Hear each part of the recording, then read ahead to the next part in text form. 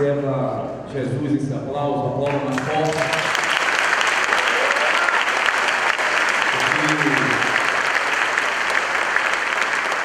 Jesus aqui receber toda a honra, toda a glória, todo o louvor e toda a exaltação. Amados, a palavra do Senhor diz, na primeira carta de Pedro, capítulo 1, versos 24 e 25, que toda a glória, todo homem é como a erva, e toda a glória do homem como a flor da erva. Seca-se a erva, murcha-se a flor, mas a palavra de Deus permanece para todo sempre. Eu gosto do texto do autor aos Hebreus, no capítulo 4, o verso de número 12, que ele vai dizer: porque a palavra de Deus é viva e eficaz, é mais penetrante do que espada de dois gumes, divide a nossa alma, o nosso espírito, nossas juntas e medulas, e ainda é apta para discernir pensamentos e intenções do coração. Amém? Então você vai ser tocado essa noite pela palavra de Deus. E em pé como nós estamos, eu gostaria de abrir um texto que se encontra no Evangelho segundo Marcos, capítulo 10, a partir do verso 46. Evangelho de São Marcos, capítulo 10, do verso 46 a seguir.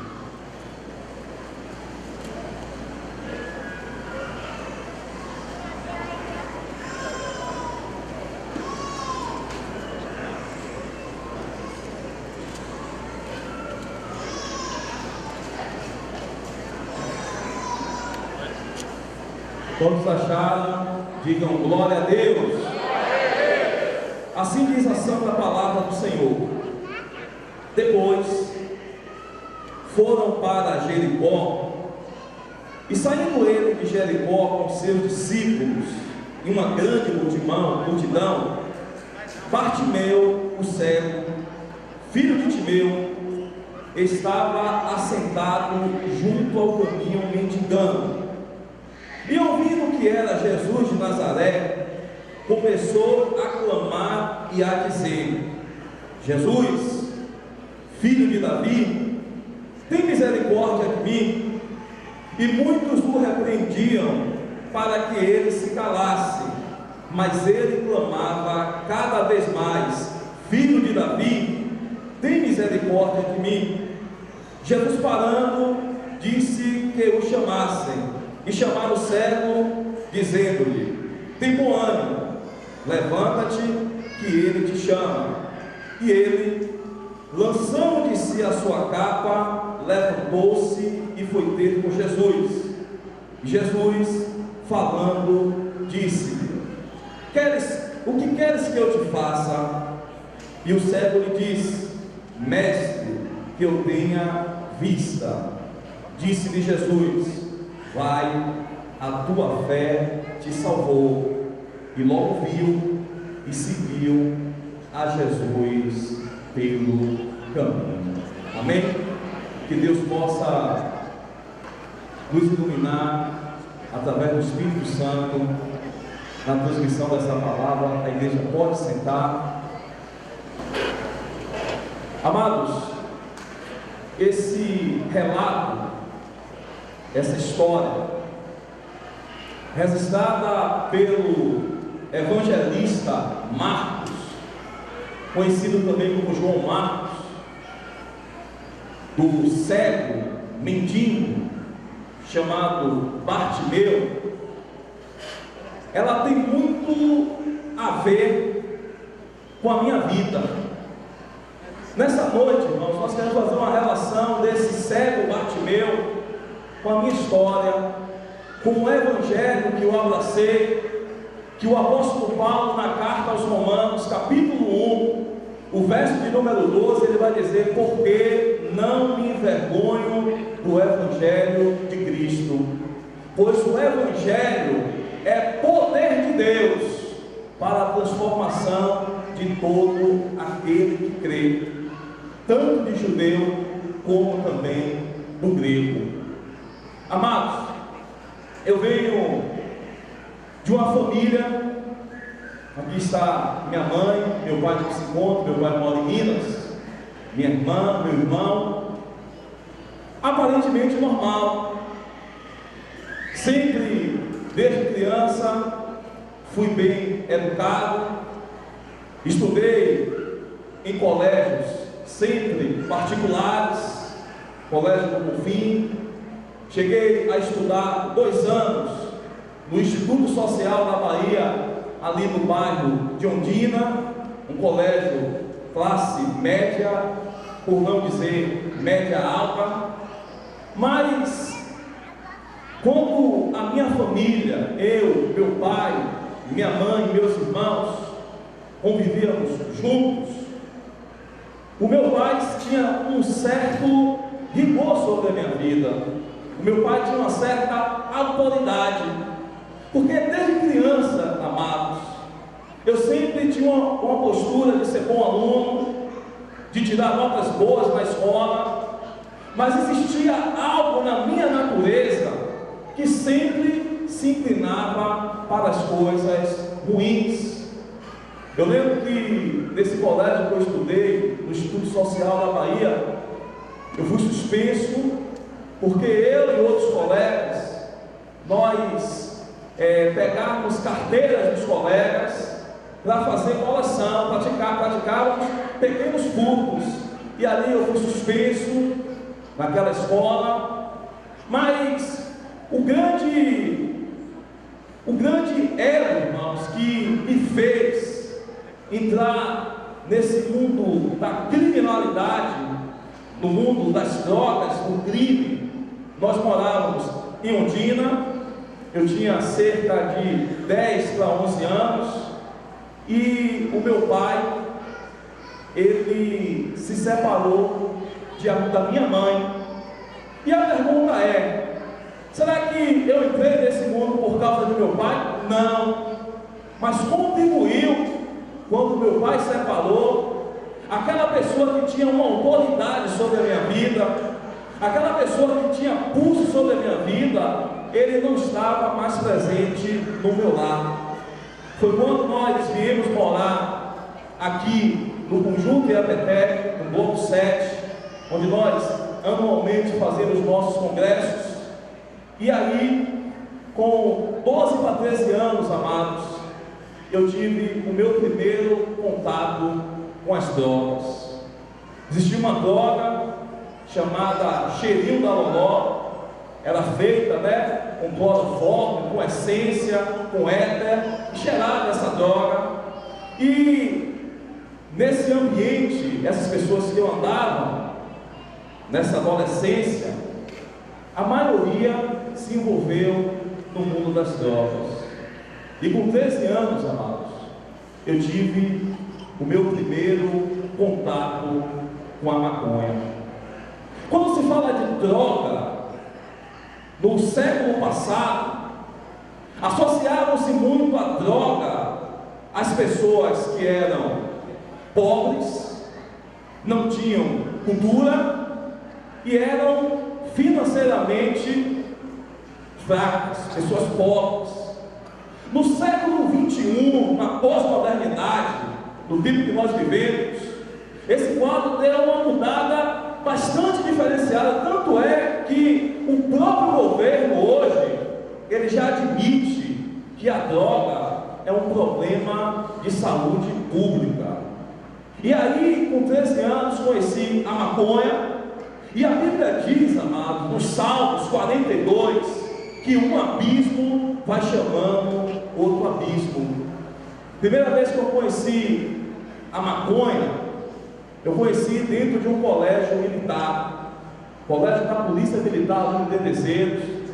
Nessa época, só estudava homens, e eu tive ali o meu primeiro contato com a maconha.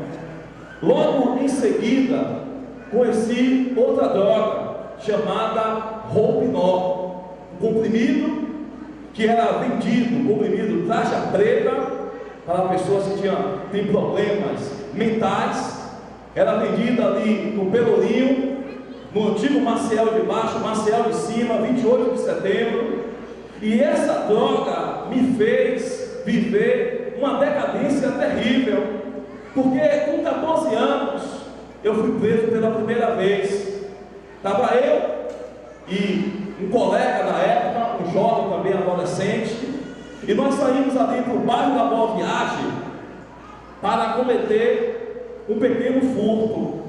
E nós ali roubamos uma professora, o celular ou o relógio dessa pessoa.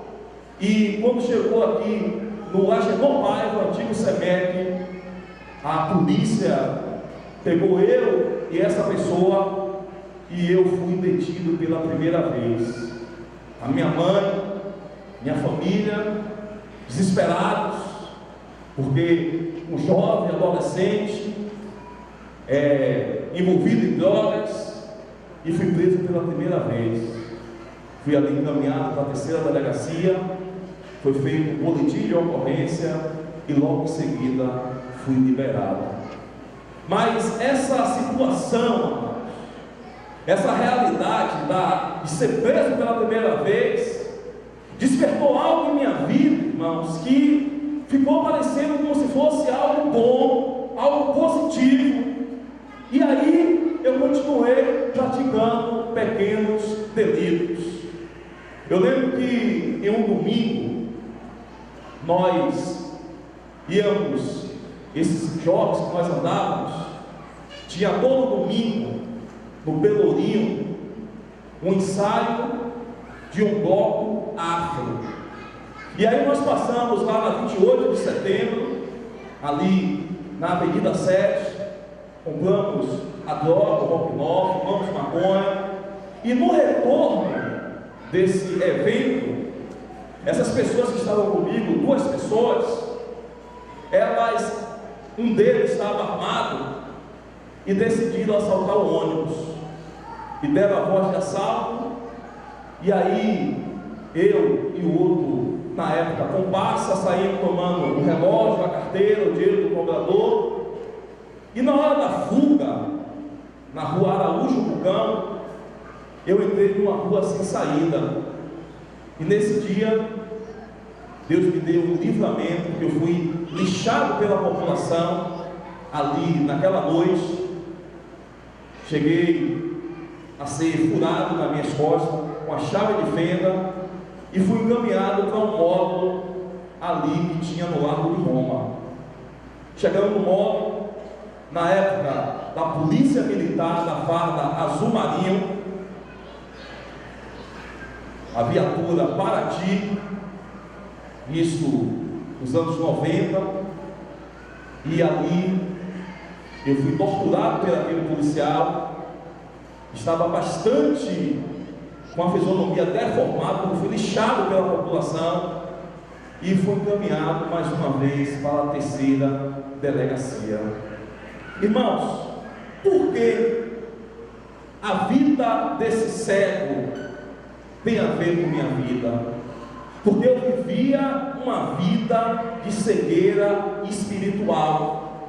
A Bíblia diz, amados, em 2 Coríntios, capítulo 4, verso 4, que o Deus desse século cegou o entendimento dos incrédulos, para que eles não vejam a glória do Evangelho de Cristo.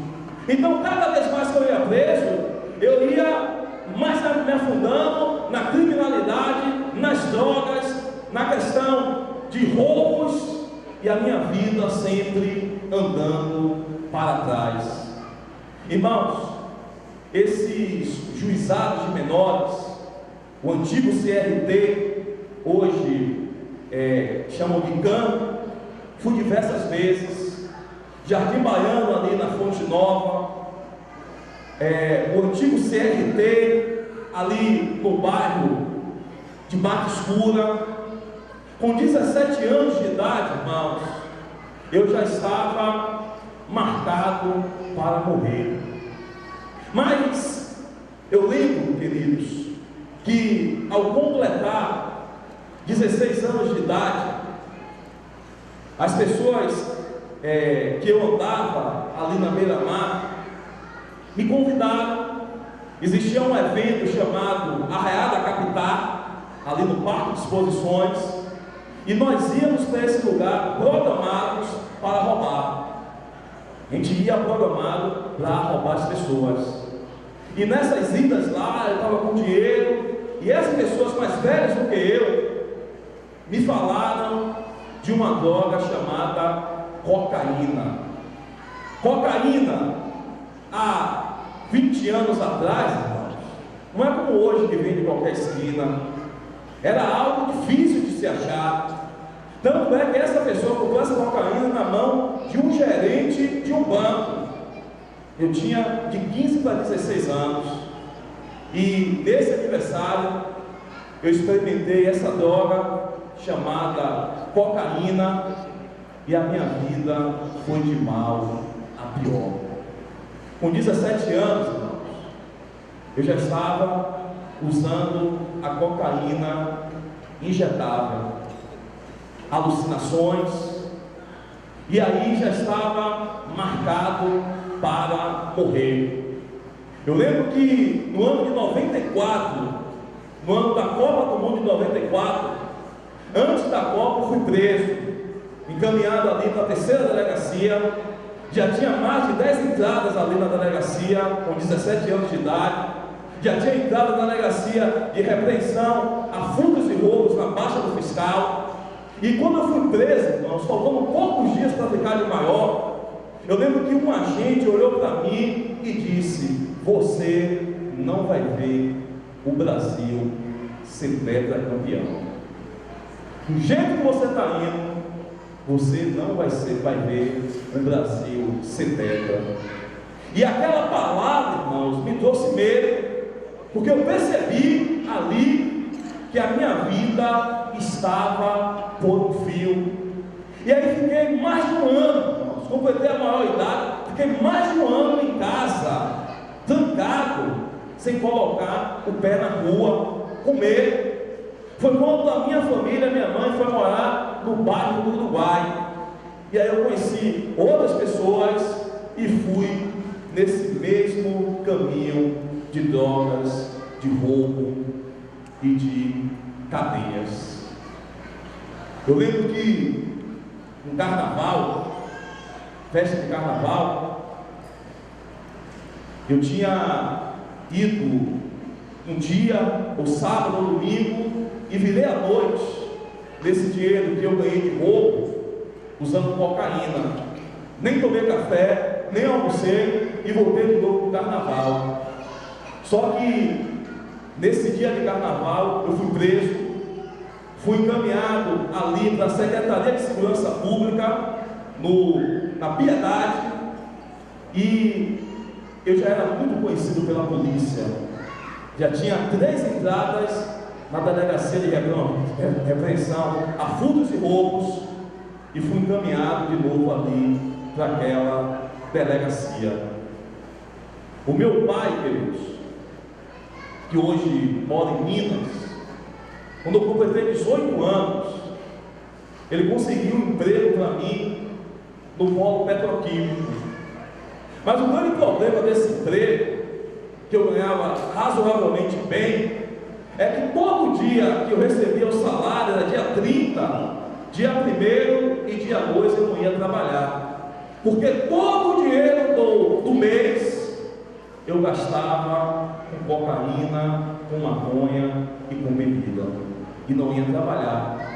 E aí fui demitido dessa empresa, e minha família veio morar ali no Jardim Cruzeiro, e eu estava extremamente dependente de cocaína. No ano de 95, cocaína injetável. E nesse dia nós morávamos no térreo. Eu invadi uma casa em cima, uma casa de um policial militar, e só não consegui levar dessa casa a geladeira e o fogão, porque não dava para passar pelo local no qual eu entrei. Entrava na casa, levava televisão, videocassete, roupa, tocava na boca, voltava para casa, ia aqui a casa da pessoa. E aí foi quando, irmãos, a minha família percebeu que o meu grau de dependência química estava muito intenso, que a minha família decidiu me internar em um manicômio. Fui encaminhado ali para o manicômio Ana Nery, ali no bairro da Soledade, e ali fiquei mais de 2 meses, todo dia, tomando drogas extremamente pesadas, como Aldol, Neosine, Apliquitil e Fernergan. Parecia um robô, ficava marchando, porque a droga estava muito intensa na minha vida. Voltei desse manicômio, fiquei de novo escondido, porque estava com esse problema que tinha invadido a casa de um policial. E meu pai, ele foi morar na cidade de São Paulo, na cidade de São Caetano do Sul, ano de 96. E meu pai, ele sempre teve empregos bons, de coordenador, de supervisor, de empresas boas. Então para ele era fácil indicar o filho para trabalhar na empresa.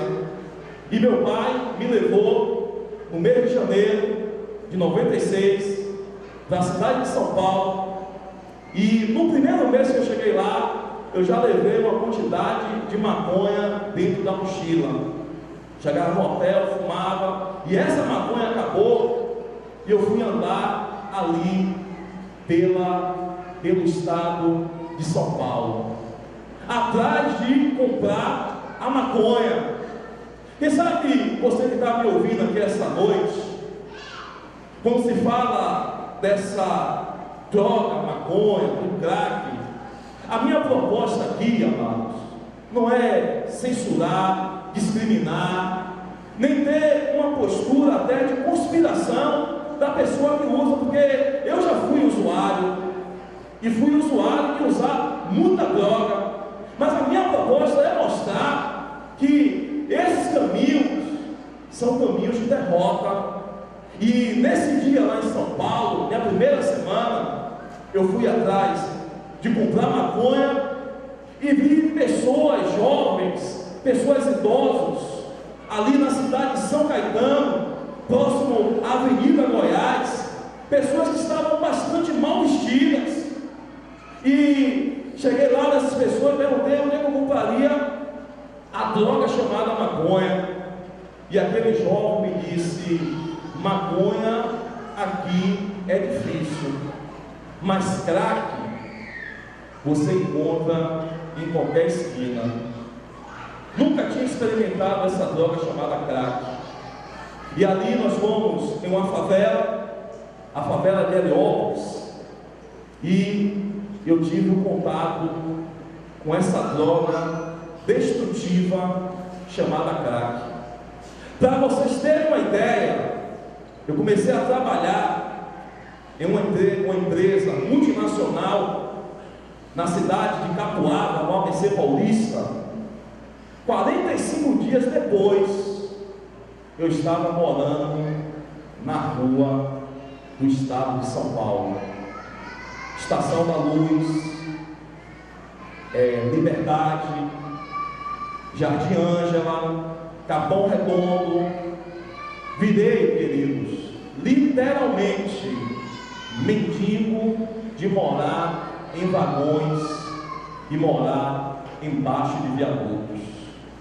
Uma vida, irmãos, que a gente olha para esse cego Bartimeu, ele era mendigo, porque esse mal do cego chamado crack, ele é terrível. Eu lembro que eu já estava no estágio na questão da dependência química do crack. Eu fui nessa favela do Heliópolis, a maior favela da América Latina, é ali na divisa de São Caetano com a zona sul de São Paulo. E eu estava muito dia usando crack, e eu lembro que nesse dia eu usei o crack e tive uma alucinação, que eu comecei a ver pessoas que queriam me matar. E nessa noite, nesse dia, eu pulei um muro lá, eu estava usando droga, entrei na favela, subi pelos telhados da casa lá dos moradores, e aquela paranoia. E depois, irmãos, eu tive que voltar para me tratar lá com os traficantes, porque ficou mal. E no estado de São Paulo, irmãos, eu tive também a infelicidade de ser preso. Nós que morávamos na rua, roubávamos para consumir o crack, e fui preso, irmãos, em um furto, artigo 155 do Código Penal, e fui encaminhado, irmãos, para um presídio ali no ABC Paulista, que, para a gente ter uma noção de como era esse presídio, nós, os presos, implorávamos a justiça para sermos transferidos para o Carandiru, para você ver o grau que era esse presídio. Banho de sol não existia, banho de água uma vez por semana, uma cela que era para 7 tinha mais de 30.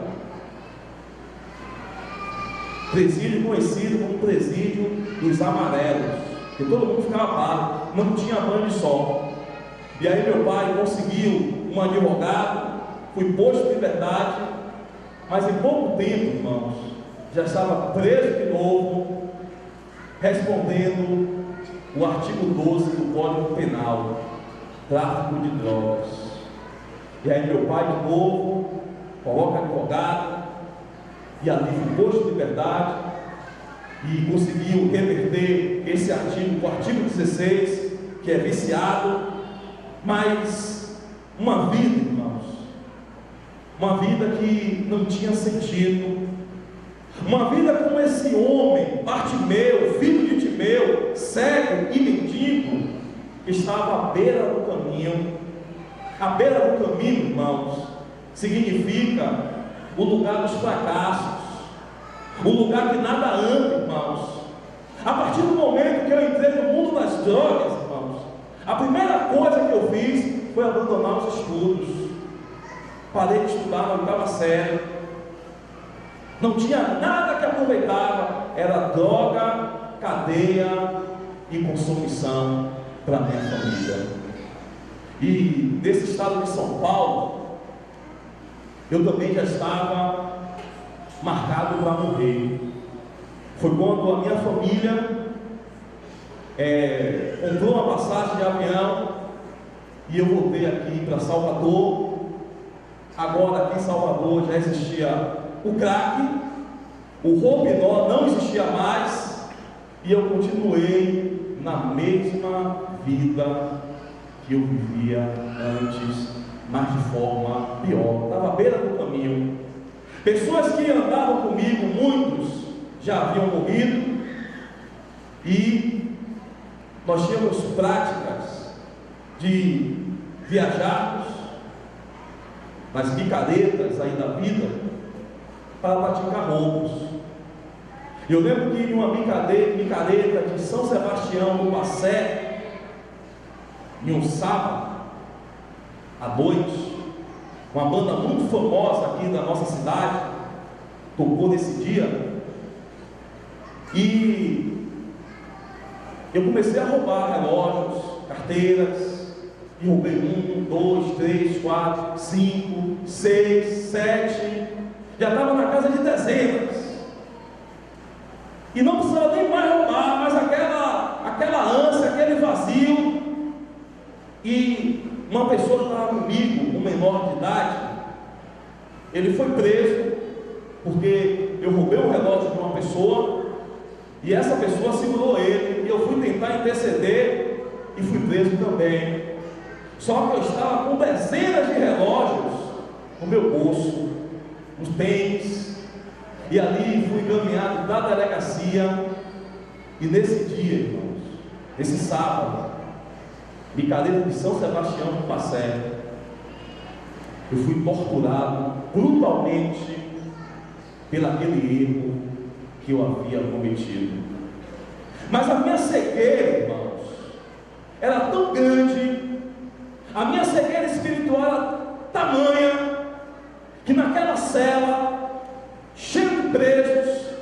daquele evento, Micareta de São Sebastião, eu fiz uma promessa ao Deus que tem olhos, mas não vê, tem pernas, mas não pode andar, e tem ouvido, mas não ouve. Eu estava preso em flagrante, tinha processo já em São Paulo, era conhecido pela polícia, mas naquela sala de sonho, Deus, se eu não for encaminhado para o presídio, eu vou acender uma vela do meu tamanho e vou sair da minha casa, a igreja do Bonfim, com essa vela na mão. E eu fui solto. Às vezes, irmãos, quando nós, no meu caso, na minha experiência, quando eu era do mundo, eu não tinha vergonha de pegar uma vela do meu tamanho e subir aí, e ali, vai o maluco, não estava nem aí. Eu não tinha vergonha, irmãos, de sair em capa de jornal como traficante. Eu não tinha vergonha, irmãos, de acordar e antes de escovar o dente, sair ali no Epeteco, naquela quadra, e acender um cigarro de maconha e fumar ali na quadra, na frente de todo mundo. Eu não tinha vergonha, irmãos, de estar pelas madrugadas da vida aí, sendo procurado pela polícia. E aí, queridos, eu fico olhando para a minha realidade hoje. Hoje também, queridos, eu não posso ter vergonha de dizer que Jesus Cristo é Senhor, para a glória de Deus Pai. Pode aplaudir a Ele.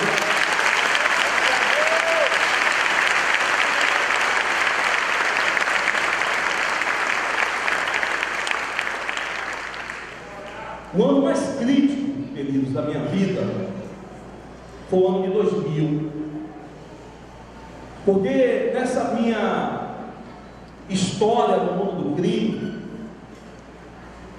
o inimigo me fez ir mais de 10 vezes aí na terceira delegacia preso. O inimigo me fez ficar preso na 7ª delegacia no bairro do Rio Vermelho. O inimigo me fez ficar preso por 5 vezes na delegacia de repreensão a furtos, na Baixa do Fiscal. E existe o ditado: lá é onde filho chora e mãe não vê. O inimigo fez, irmãos, eu ser detido ali na delegacia de Tosca e Entorpecentes, conhecido como Maracanãzinho, pela bandidagem, por 3 vezes.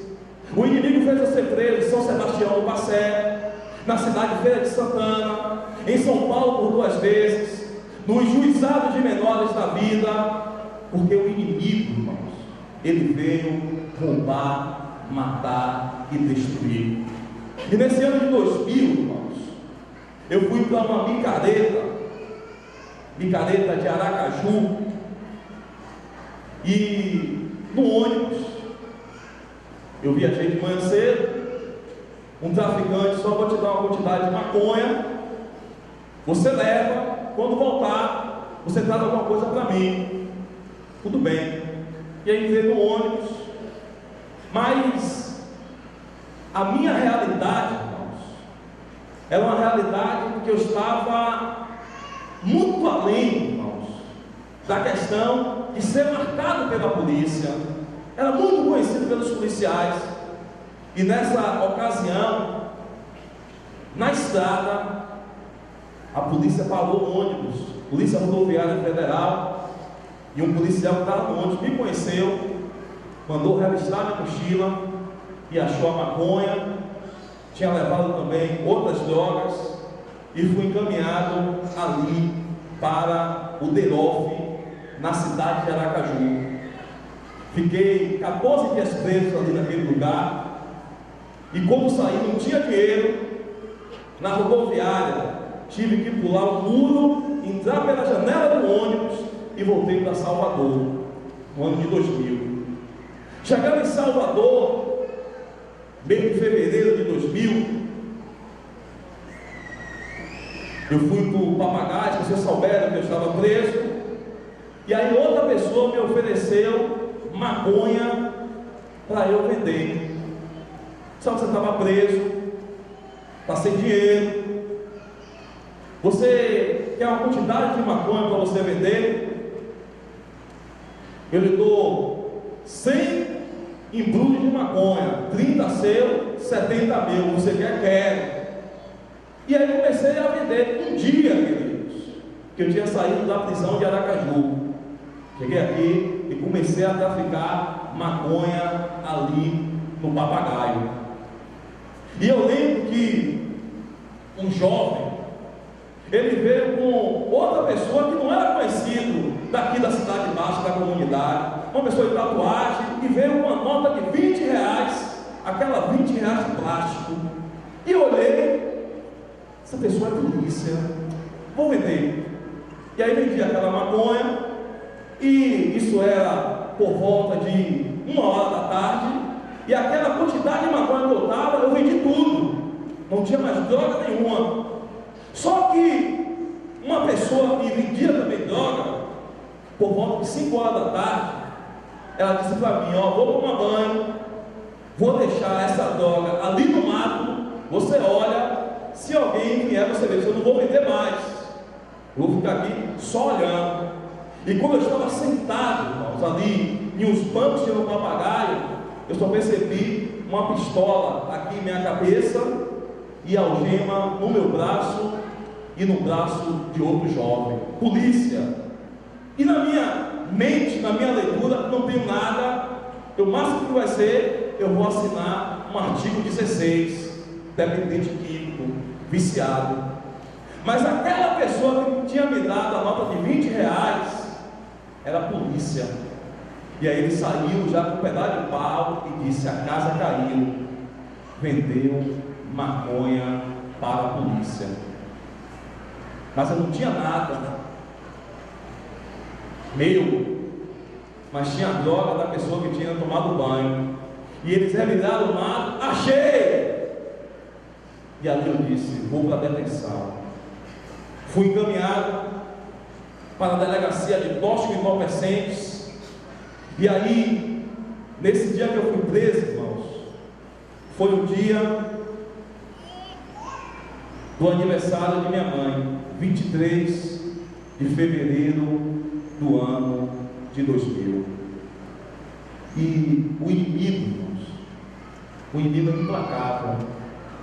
Nessa ocasião, irmãos, o diabo, ele fez com que eu saísse em 3 jornais. Eu queria que os meninos ali me ajudassem. Eu saí no jornal Correio da Bahia, traficava ervas em colégios. E aqui tem o traficante Márcio Lima, acusado de vender maconha nos colégios, bairro da Ribeira. E saí no jornal à tarde: maconha era vendida a estudantes. Está eu aí atrás de uma viatura da polícia militar, na porta da casa de detenção, mata escura, porque eu tive que assumir a droga, porque no crime tem lei, tive que dizer que a droga era minha. Aquele jovem que estava algemado comigo, tive que dizer que ele era viciado e estava comprando droga na minha mão. Ele foi liberado e eu fui encaminhado ali para a casa de detenção, Mata Escura. Detenção já é outro sistema, é onde os filhos choram e mãe não vê, 2 vezes pior do que a delegacia de repreensão a roubos. Fui colocado no pátio 2 da penitenciária, casa de detenção velha, não existia nova, galeria G, no primeiro andar, cela 6. A primeira coisa que cheguei na cela, os presos, a primeira coisa que eles me deram foi uma pedra e um balde, porque na cadeia tem lei, o novato que chega, ele vai ter que fazer o serviço do que era novato, até o outro novato chegar e entrar. E eu lembro, irmãos, que na casa de detenção, Eu pude presenciar, irmãos, muitas coisas terríveis, rebeliões. A pessoa que estava no comando daquela época, não vou citar nomes, ele estava reivindicando algumas regalias, e ele determinou que ninguém, 2.100 homens, em 2 quadras, Presídio Salvador, são 2 quadras e cela à direita e à esquerda, em cima, galeria é seguro de polícia, e do lado de cá, seguro de bandidos, e cá o pátio, bandido por cima do bandido. E na cadeia existe uma lei que a pessoa tem que ser manso e humilde. Lá não tem essa pessoa que faz e acontece, porque sempre tem um pior. Nessa cela que eu estava, por exemplo, era a cela que tinha a maior parte, uma cela que era para 7, tinha mais de 20, a maioria estava respondendo processo por homicídio e latrocínio, morte seguido de roubo seguido de morte. Eu lembro que nessa greve de fome, irmãos, era proibido qualquer interno, qualquer preso ir na rampa pegar comida. Greve mesmo. 7 dias sem comer nada. E ai daquele que comer, ou que comesse. Porque cadeia, cadeia tem droga, cadeia tem faca, cadeia tem tudo, é uma cidade.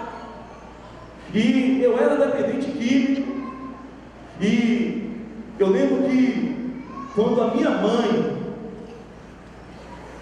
dia de visita, tinha que fazer um crachá, né? Uma autorização para visitar uma interna. Aí chegou um domingo, cheguei na detenção, quinta-feira. Domingo não deu tempo de minha mãe fazer o crachá. E eu estou vendo uma pessoa daqui da comunidade, que estava preso lá comigo, a mãe dele vindo com um saco que não tinha mais tamanho. Aí disse: sua mãe mandou para você. Eu disse: meu Deus, será que minha mãe quer que eu fique aqui? Porque tinha cigarro, eu nunca fumei cigarro, tinha mulato, tinha tanta coisa. Eu disse: meu Deus, minha mãe não vai me ver, aquela aflição. Mas você, mãe, que está aqui essa noite, uma coisa que eu sempre vou levar comigo, que nessa minha história de 12 anos no crime, nas drogas, na marginalidade, nos presídios, nas delegacias, nos manicômios, na rua, a minha família, irmãos, nunca fechou a porta para mim. A minha família nunca concordou que eu levasse um alfinete, queridos, um alfinete do crime para dentro de casa. Eu lembro do dia que nós fizemos um pequeno furto, irmãos, e nesse pequeno furto veio várias coxas daquela edredom. Eu levei uma para minha mãe e disse: aqui não entra, aqui não. A minha casa é uma casa honesta. Mas a minha mãe não aprovava as minhas atitudes. Mas eu, irmãos, poderia ficar um mês na rua usando drogas. Se eu batesse em casa, irmãos, minha mãe sempre me recebia. Eu podia estar preso, irmãos, lá em Aracaju. Minha mãe dava um jeito e ia lá me tirar. Porque a minha mãe, irmãos, ela nunca desistiu de mim. E eu lembro que quando minha mãe, ela entrou ali no presídio de Salvador, ela colocou o pé e tentou voltar. Eu falei: não, aqui ninguém mexe com visita. Porque imagine, 2.000 presos, com armas, drogas, e olha que visita é o momento light no presídio. Quando o acidente toca, que a visita vai embora, aí é a hora do sapé calhaiá, de quem tem dívidas pagar. E passei 78 dias preso na casa de detenção. Saí numa quarta-feira, e na quinta-feira da Semana Santa eu fui para o Papagaio, onde eu tinha sido preso. fumar maconha. E ali estou fumando maconha, polícia. De novo, fui detido e encaminhado para a delegacia. Não puxaram minha ficha, fui posto em liberdade, mas continuei, irmãos, com essa vida de crime, de vergonha, de derrota. Irmãos, eu lembro de 2 livramentos, queridos, que Deus me deu de morte. O primeiro, eu estava na casa de minha mãe, morava com minha mãe ali no Caminho de Areia, e um jovem chegou e roubou uma bolsa de uma senhora, ali na frente da igreja apostólica. E ele roubou a bolsa, rodeou ali pela Pompeia, e aí eu fui até ele disse: você vai no Uruguai e compra 6 pedras para mim, 4 é minha, 2 é sua. E aí eu disse para ele: você não vai comigo no Uruguai. Por quê? Esse jovem, irmãos, ele tinha roubado um relógio de um policial da delegacia Furtos e Roubo. E esse policial, ele era extremamente violento. Eu disse para ele: não venha. Ele disse: não vou não. E aí foi eu e um jovem que infelizmente ele foi assassinado depois. E aí estou lá, quando eu estou na boca do Uruguai, olha o jovem que eu disse para não ter vindo. Mas quando eu vi a droga ali, eu esqueci do perigo. E a gente vai pela rua do policial, na Lopes Tuvão, que queria matar esse jovem. E eu lembro claramente que te veio andando e eu olhei, e eu percebi que era um policial vindo na nossa direção. Eu disse: fulano de tal. E fração de segundos eu olhei, tinha uma avenida que dá ali para a Vila Germano e sai da Santa Chitara. E eu nem pensei, corri e ouvi os disparos. Pá, pá, pá, pá. Cheguei no Caminho de Areia em fração de segundos. Primeiro livramento. Outro livramento, irmãos. Eu, esse jovem que faleceu, a gente passou a noite usando drogas. Por volta de 2 horas da manhã, quando eu estava voltando do Uruguai, com droga, com crack na mão, veio um carro, um modelo da Ford, parou e disse: vocês estão presos. E tinha um outro policial que falou o meu nome. No mundo, as pessoas me chamavam de Massinho, Massinho do Epetec. E aquele policial falou meu nome, e o outro policial falou assim para ele: eu sentia que era para matar eu e esse jovem. E o outro, e olhando assim, sem parado, com a droga na mão. E esse policial disse para mim: eu não vou fazer nada contra você, porque eu conheço sua mãe. E aí nós fomos encaminhados para a delegacia de furtos e roubos, mais uma vez. E nós ficamos mais de 10 dias presos para dar conta de coisas que a gente nem sabia que aconteceu. Uma vida, irmãos, uma vida de derrota, uma vida, irmãos, que não prosperava, uma vida que eu desonrava, irmãos, através das minhas atitudes, a minha família. Mas, irmãos, eu lembro que eu voltei a vender droga, a vender maconha, inclusive depois que eu fui preso. E uma pessoa, irmãos, o irmão João José, ele falou para mim de Jesus. Ele disse para mim: você já ouviu falar de Jesus? Eu disse: já ouvi.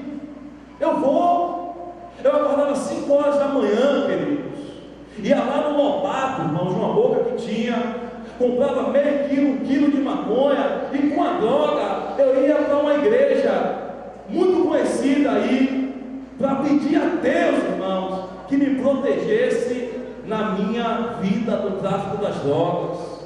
Na minha leitura, irmãos, era aquele Deus da colina, era aquele Deus que tinha olhos, mas não via, tinha ouvidos, mas não ouvia, Mas quando essa pessoa, irmãos, me apresentou esse Jesus e me convidou, amados, para uma reunião chamada célula na visão celular, no modelo dos 12, e aí eu queria abrir um parênteses, irmãos. Nós que abraçamos a visão celular, irmãos, ela não é uma doutrina. A nossa doutrina é a palavra de Deus, que é viva e eficaz. Mas essa visão é uma estratégia muito eficiente. E aí eu fui à célula e eu tive a felicidade, irmãos. Eu tive, irmãos, a graça de Deus de ir para a célula do nosso apóstolo Laurico.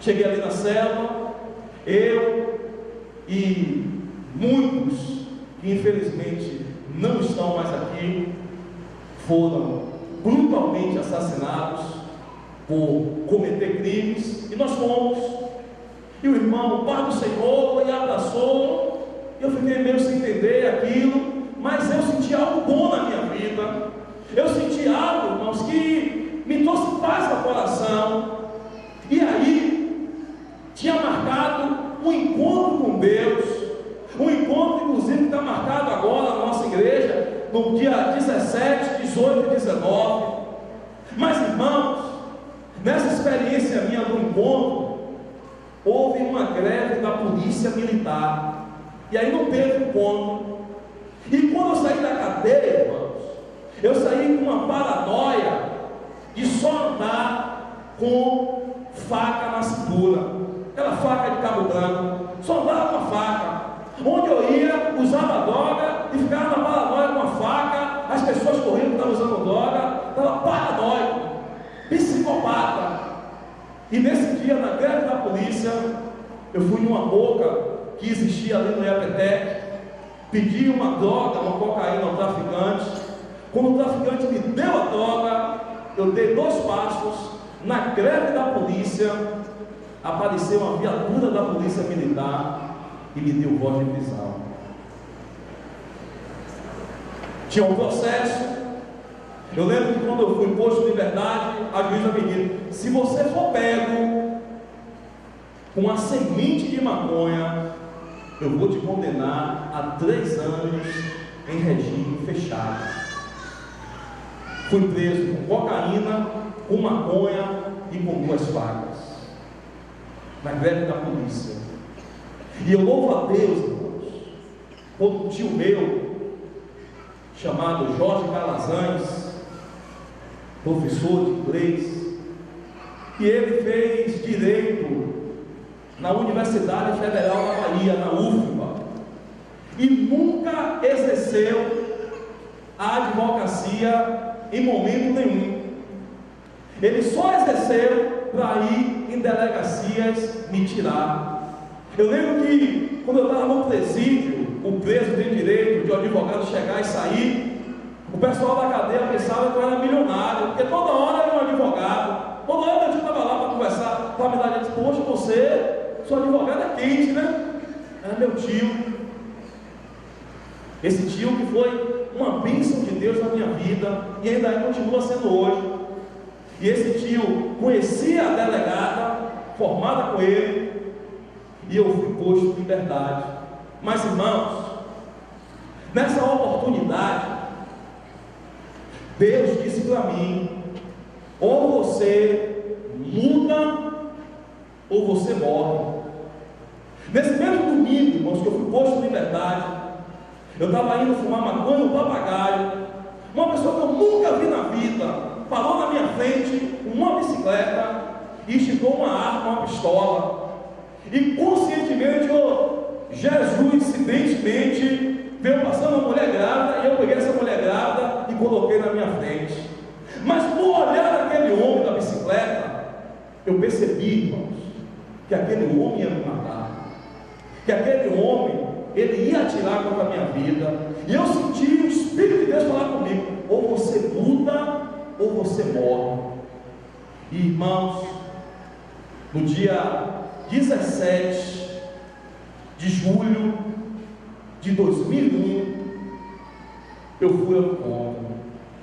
Fui eu, 2 já morreram e um ainda se encontra no mundo das trevas. Para ter uma ideia, irmãos, nesse ponto, não sei se o Espírito está por aqui, teve um momento que eu queria me desfazer de uma Bíblia. E o bispo disse: não, mas é a Bíblia. Eu disse: não, mas a Bíblia é roubada. Essa Bíblia aí foi de um assalto de um crente. A gente roubou a Bíblia, eu trouxe ela, eu quero me desfazer.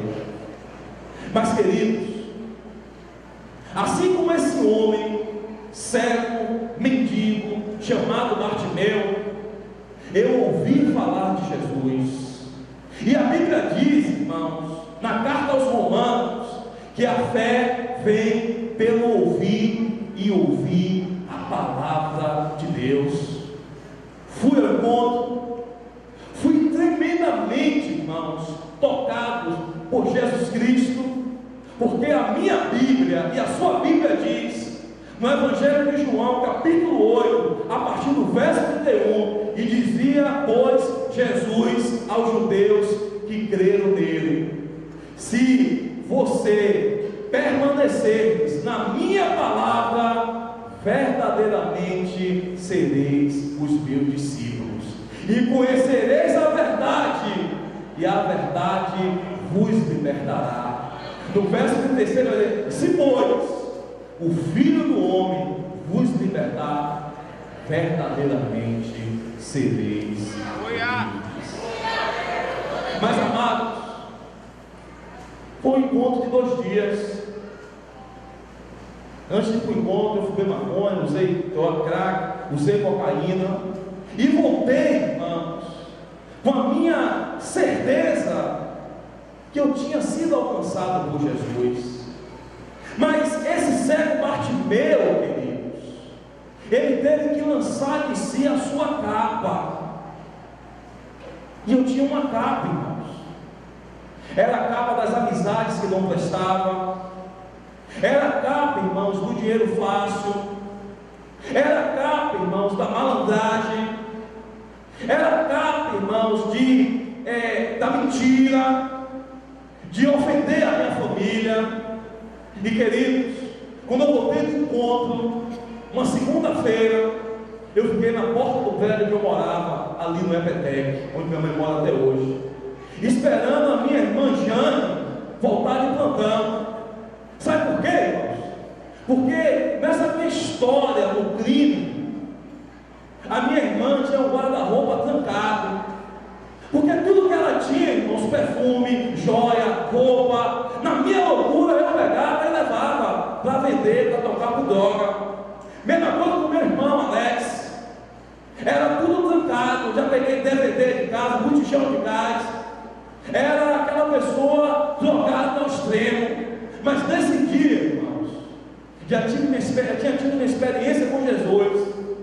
Tinha mais de 5, 6 anos que não davam um dia, boa tarde à minha irmã. E quando minha irmã veio chegando no plantão, ela era enfermeira-chefe ali no hospital Sagrada Família, eu disse: Jane, e ela tomou um susto. Disse: Jane, o seu irmão, ele quer lhe pedir perdão, porque eu fiz muito mal a você, mas eu encontrei Deus que mudou a minha história. A minha irmã chorou, me abraçou, pedi perdão à minha mãe, pedi perdão à minha avó. Uma semana depois, pedi perdão ao meu irmão Alex, que tinha vergonha de mim, porque Alex tinha todas as coisas para ser um marginal, mas sempre no caminho certo. Mas eu fui na célula, ele foi convidado, eu disse: eu quero pedir perdão a você, meu irmão Alex, porque o que eu fiz com você não foi legal. Era seu irmão mais velho, eu te feri, eu te machuquei, e meu irmão aceitou Jesus. A minha esposa, amada esposa Cláudia, na época minha namorada, eu cheguei para minha esposa na época e também falei de Jesus. E Cláudia, irmãos, foi uma pessoa que enfrentou todos e todos por causa de um amor que para o mundo, irmãos, era loucura. Cláudia tinha 15 anos de idade, irmãos. Eu tinha 22 anos, 7 anos mais velho que ela, e a minha fama no crime já era em todos os lugares. E Cláudia enfrentou. Quando eu olho para minha esposa, eu digo, foi Deus que me deu essa mulher maravilhosa. Glória a Deus! Olha para ele.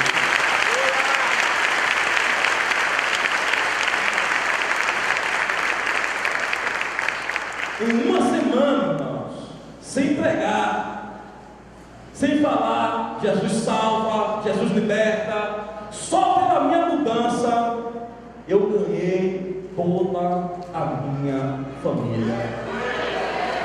Mas, irmãos, esse Jesus que eu estou apresentando hoje aqui, através da minha vida, é um Jesus que não tem limite, irmãos. Eu fiquei, amados, 12 anos sem estudar. 12 anos da minha vida, irmãos, manicômio, cadeia, morando em rua, usando crack, cocaína, num mundo terrível. A primeira coisa, irmãos, depois de ter ganho minha família, eu disse, eu vou voltar a estudar. Me matriculei no supletivo na Ribeira e tirei o meu segundo grau. E disse, meu Deus, o Senhor tem mais para mim. Eu fui num culto, irmãos, em uma igreja, na igreja Batista Manaim, terça, não tinha culto aqui, e quando eu me converti, eu estava em todos os cultos, me enchendo de Deus, me enchendo da palavra de Deus, e eu fui na Manaim, e uma pessoa olhou para mim e disse, Deus está me dizendo, que hoje Ele vai te dar um emprego. Eu era o último da fila, eu olhei para trás, é você mesmo, varão.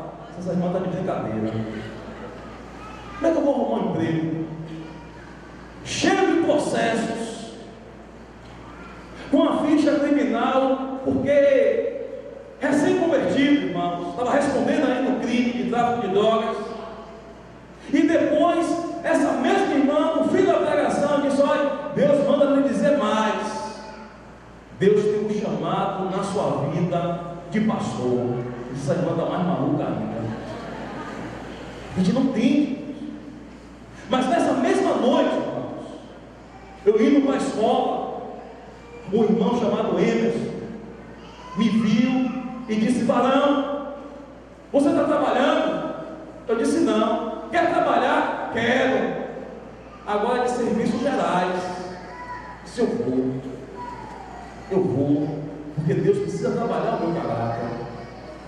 Sempre ganhei dinheiro fácil, sempre tive dinheiro de forma ilícita, trabalhava, mas era a mesma coisa que não trabalhar. 2 oportunidades que meu pai arrumou, mas era a mesma coisa que trabalhar, usava drogas. E aí fui lá, dessa escola particular, escola da Península, conversar com a diretora. Ela olhou para mim e disse, o trabalho é esse, serviço geral, você quer? Quero, eu quero, eu tenho que começar. E comecei a trabalhar naquela escola, e isso para a glória de Deus. Aquela escola foi impactada pelo poder de Deus. Uma escola que as pessoas testemunham, irmãos, e nunca, pela misericórdia de Deus, eu falhei enquanto servo de Deus. Trabalhei 1 ano e 4 meses naquela escola, como serviços gerais. Varria, lavava, estava ali tirando meu segundo grau. E eu lembro, queridos, que em um dia eu fiz um ato profético. Eu disse, hoje é o último dia que eu vou limpar essa escola. Mas sabe que ia fazer uma limpeza, irmãos, com amor. Peguei óleo ungido, coloquei na água, lavei, lavando ali, profetizando, orando, guerreando. E quando chegou 11 Deus mandou me chamar. Seu Márcio, tem um rapaz aqui que é pastor e está lhe chamando. Pastor? Deve ser o pastor Laurindo, que na época é pastor, hoje é apóstolo. Aí fui, e aí o apóstolo disse para mim: você trabalha aqui quanto tempo e tal? E aí fui explicando para ele: é carteira assinada? É. E o apóstolo disse para mim: eu quero fazer uma proposta para você. Eu queria que você trabalhasse comigo na igreja. Mas é que dia é, pastor? Amanhã. Mais rápido possível. Você pede demissão e pode ir, que você vai começar. Irmãos, existem pessoas na nossa história que marcam. A minha mãe me marcou e continuará marcando, a minha esposa, os meus irmãos. Mas quando eu olho, irmãos, para a vida, apóstolo Laurindo, apóstolo Anil, bispo Avânia, bispo Jeremias, bispo Nilton, pastor Cid, pastor Luciano, os pastores dessa igreja, a gente percebe, irmãos, pessoas que acreditam nesse evangelho que transforma. Porque, irmãos, uma pessoa que olha para uma pessoa que vivia uma realidade que eu vivi, que diz: agora você trabalhar na igreja. Eu penso, irmãos, que as pessoas olharam para mim e visualizaram: eu vejo aí um profeta, um homem que é tocado pelo Espírito de Deus. E saí do trabalho, vim trabalhar na igreja. Hoje eu trabalho aqui desde o ano 2004, há 8 anos. Só que esse Deus não tem limite, irmãos. Eu tirei meu 2º grau e disse para o meu líder, o meu mentor: apóstolo, eu preciso fazer teologia, eu preciso me especializar na área que Deus me chamou. E o apóstolo me abençoou. Na época, contemporâneo, eu, pastor Cid, pastor Luciano, ali no seminário Cefates, Seminário de Teologia Salvador, e me formei em teólogo, 4 anos. Mas Deus disse para mim: ainda eu quero mais na sua vida. Você precisa convalidar o seu diploma. E aí me inscrevi na Faculdade Batista Brasileira e convalidei o meu diploma no ensino superior. Mas Deus disse para mim: ainda tenho mais para você. E aí, irmãos, fiz um curso que, para alguns, irmãos, é loucura. Eu fui fazer filosofia, estudar Marx, Nietzsche, Sócrates, Platão, muitos filósofos que são extremamente ateus. Eu vou fazer porque eu vou ser um filósofo diferente. E me formei, irmãos, na Faculdade de Ciências da Bahia em filosofia. Ensinei por 1 ano e meio, estagiando em escola pública. E no ano passado, irmãos, quando eu decidi sair dessa escola, os alunos fizeram abaixo-assinado para que eu não saísse da escola, porque eles disseram que a minha aula contribuía para a melhora deles. Mas esse Deus, irmãos, é um Deus que não tem limite. Eu disse: agora eu vou fazer uma pós-graduação em docência do ensino superior. Irmãos, dia 28 de agosto, hoje são 5 de agosto, daqui a 24 dias, eu estou finalizando o meu curso, a minha especialização em docência do ensino superior, da Faculdade de Barcelona. Pode dar uma palma a ele.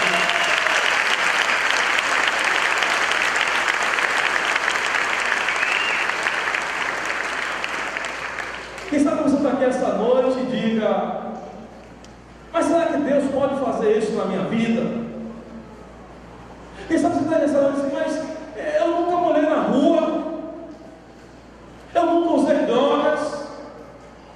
Eu nunca me envolvi em nada errado. Mas, querido, qual é a sua capa que Jesus disse para mim e para você essa noite? O que queres que eu te faça? O que é que nós temos que fazer, irmãos, para receber esse Deus que pega um homem que vivia as drogas, as cadeias da vida, e faz um homem digno, irmãos? E eu aqui diante de Deus, diante da igreja, irmãos, não foi por minha força, irmãos, não foi pelas minhas habilidades, porque eu sou humano, eu sou limitado, por mim mesmo, irmãos. Eu tive dias e noites, eu não vou mais usar drogas, mas eu não conseguia, irmão.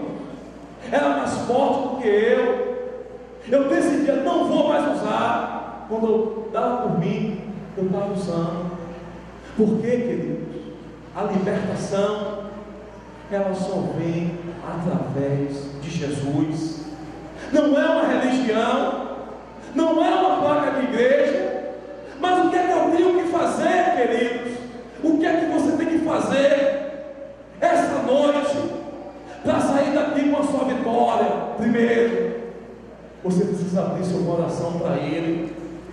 Jesus, amado, Jesus, minha amada, está batendo aí nesse coração. Deixa eu entrar, deixa eu mudar a sua história, deixa eu fazer uma obra maravilhosa, assim como Jesus fez na minha vida, do Bispo Márcio. Primeira coisa, abra o seu coração. Segunda coisa, querido, você precisa confessar Jesus como o único e suficiente Salvador da sua vida. A Bíblia diz, irmãos, que todo aquele que me confessar perante aos homens, eu confessarei perante ao Pai que está nos céus. E finalmente, querido, você precisa vir até Ele. Quem sabe você esteja nos assistindo aí através desse DVD. Se você entender que se você abrir o coração, confessar Jesus Cristo e ir até a Ele, porque a Bíblia diz, irmãos, em Mateus 11, 28, vinde a mim, todos vós que estáis cansados, sobrecarregados e oprimidos, que eu vos aliviarei. Essa noite, irmãos, é noite de alívio para a sua alma.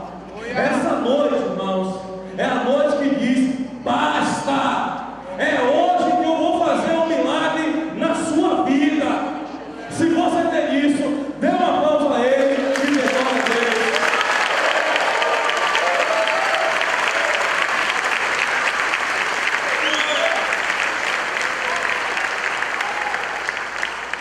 Momentos como esse, irmãos, é momento que a gente fica: meu Deus, mas eu não estou preparado. Irmãos, eu também não estava não. Era usuário de drogas, era ex-detento, porque quem me preparou foi Jesus. Então nessa noite, irmãos, eu gostaria que a igreja, em nome de Jesus, se colocasse de pé.